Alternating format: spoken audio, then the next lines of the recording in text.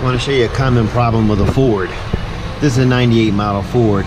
Customer was driving along and the spark plug just blew right out of the hole. If you look down inside there, you can see the spark plug is missing.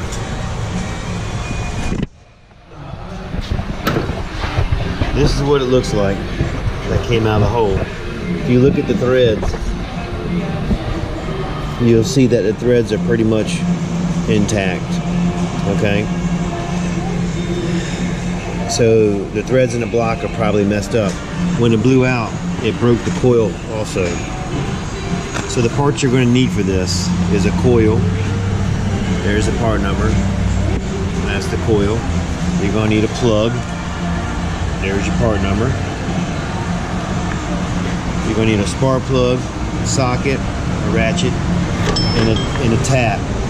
Okay. Now this tap doesn't fit all the way down the hole correctly with a socket on it, because in the Ford like this, it's down there a good ways. So what I've done is, I've got another tap and I have welded an extension on here. You're going to insert this in the spark plug hole, and you're going to go all the way down to it bottoms out. Then you're going to unscrew it. Then what you're going to do is you're going to start the truck, and you're going to let any excessive metal blow out.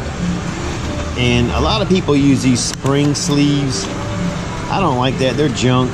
I like to use the solid sleeves. Okay, and what you do is, this is the part number for a solid sleeve. You're going to take that sleeve, you're going to screw it on the end of the plug. Alright, so something like this.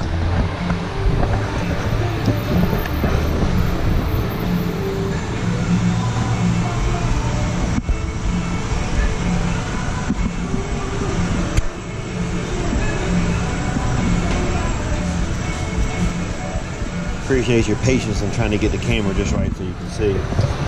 Now if you look at this sleeve, you're going to see there's some beveled edges right here on the top. Make sure that's at the top.